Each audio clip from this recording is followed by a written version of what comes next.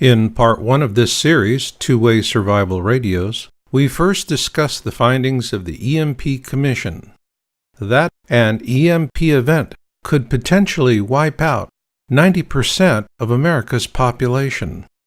Then we discussed the general types of amateur and consumer two-way radios survivors will use to communicate with like-minded others during and after a global disaster.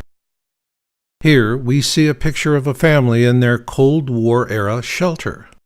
But we need to ask ourselves, given that this strategy has never actually been tested, is it the best way to prepare? This is a critical question because it defines how we intend to survive a major disaster and the technologies we'll employ to do it. Or in other words, are Cold War sheltering strategies still the best way to plan for the future? Today, most preparedness sheltering strategies are still rooted in a Cold War strategy called NBC, which stands for Nuclear, Biological, and Chemical. In recent years, it has evolved into NBC plus E, for nuclear, biological, chemical, and earthquake. But what about other natural causes besides earthquakes? Do we need to prepare for them as well? Absolutely, and that's history talking. On September 1, 1859, a solar superstorm called the Carrington event slammed into Earth, causing damage and fire in telegraph systems all across America and Europe. Telegraphy equipment was damaged, and telegraph wires across the globe caught fire, setting off numerous wildfires. If another Carrington event happened today, modern life as we know it would cease to exist. Likewise, the massive earthquake and tsunami that struck Japan on March 11, 2011, pushed modern technologies aside as though they never existed. The point being that natural disasters need to play a greater role in your preparedness efforts, because they are equal to, if not greater than, the magnitude of man-made disasters. However, when the two are combined, this is when we experience the worst-case scenarios.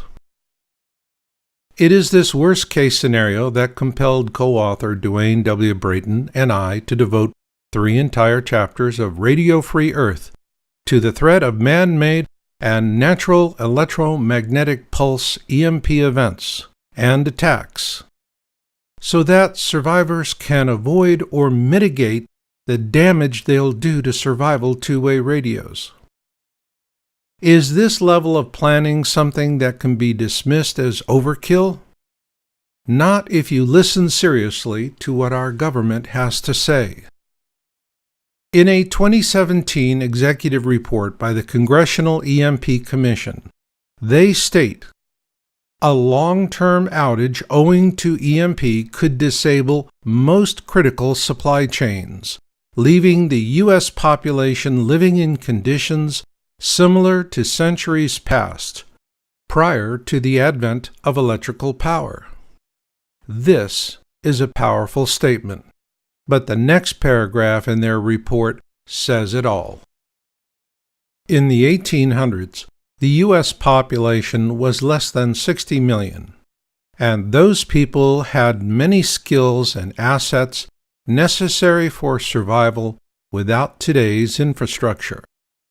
Therefore, instead of dwelling on untested Cold War NBC plus E strategies, let's turn the clock back to the 1800s. The pioneers who settled America were determined and stout-hearted people. Theirs was a low-tech world, and it worked for them. They didn't have bottled water, buckets of freeze-dried emergency food, and mylar-thin space-age emergency blankets. Rather, what they had was common sense. Unlike the me and mine approach that dominates Cold War sheltering strategies, they subscribed to the ancient idiom, "There is strength in numbers." This is why they gathered together in large groups such as wagon trains, because they did the math. For predators, a handful of defenders armed with hand-loaded muskets was a tactical issue. Conversely, facing 100 or more determined pioneers with hand-loaded muskets meant having to attack a wall of death. Ergo, they would move on to a softer target. This brings us to a defining question. How will modern, high-tech Americans organize with like-minded others in the aftermath of a global disaster? Again, the idiom, "There is strength in numbers," will be the driving force. The only difference is that future survivors will need to adopt the common-sense approach of America's stout-hearted pioneers. Therefore, we ask, in the aftermath of a global disaster, how will future survivors organize? While time will tell how future survivors sort themselves out, we can possibly expect that the three most common types of survival organization they will use will be small groups and teams, large groups, clans and tribes, and self-sustaining communities. So let's take a closer look at the three. Small groups and teams will typically consist of 3 to 7 members on foot. The ability to cover great distances will favor highly mobile backpackers. Shared leadership decision-making will prevail. Their subsistence will depend on survival supplies and scavenging. Many of these groups will originate with Cold War-based shelter strategies, but once their shelters are no longer tenable, they'll need to search for survival options on the surface, and movement will be their greatest security need. Consequently, they will overnight in ad hoc shelters or bivouac without cover. That will be effective to a point, but their vulnerability to large groups of predators will still persist. Consequently, many small groups and teams will seek to join with like-minded others. The need for greater security will be the overarching motivation to organize large groups, clans, or tribes of no less than 8 members from multiple small groups and teams. These large groups, clans, and tribes will acquire vehicles and pack animals. They will not be led in a democratic form of shared leadership. Rather, they will be led by emergent leaders or dominant couples. Unlike small groups and teams, large groups will move less often as they will be equipped for well-defended overnight sheltering situations or lengthy encampments. Like small groups and teams, they will also depend on packaged supplies and scavenging for subsistence.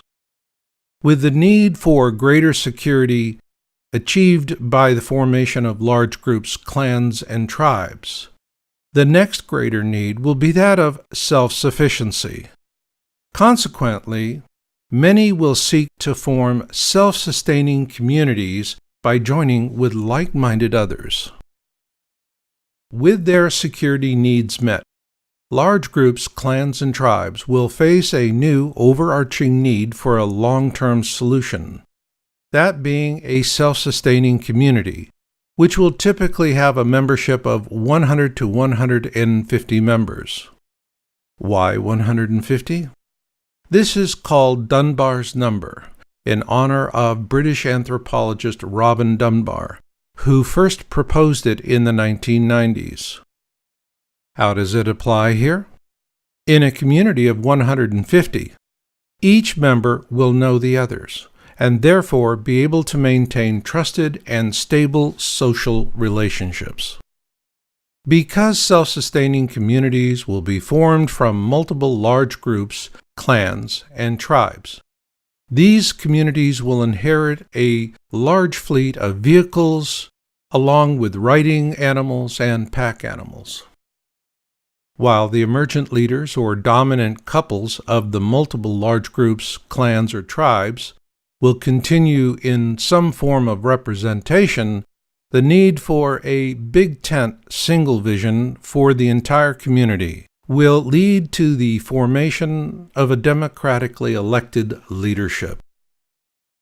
Therefore, a winning campaigner for community leader will likely have a plan that inspires confidence in the creation of housing for families and productive farming and ranching operations. As a result, these communities will enjoy a basic level of self-sufficiency, and they will also rely on scavenging for other needs such as security and medical supplies. This brings us to a very interesting question. Beyond basic needs and security, what will be the overarching need for self-sustaining communities?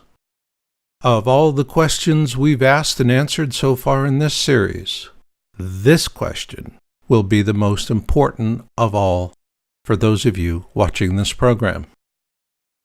The answer to this question will likely be the one that determines the post-disaster fate of our species, is answered in the third and final part of this series, Survivors and Radios. Until the next time, remember this: Radio Free Earth will pay for itself many times over with your initial radio purchases, and the sooner you begin, the more you'll save. To purchase our book, Radio Free Earth, online, visit amazon.radiofreeearth.org. We offer 3 different editions: a low-cost black and white edition and 2 collector-grade all-color special editions. For the Radio Free Earth team, this is Marshall Masters, and if things go sideways, we'll catch you on the 40.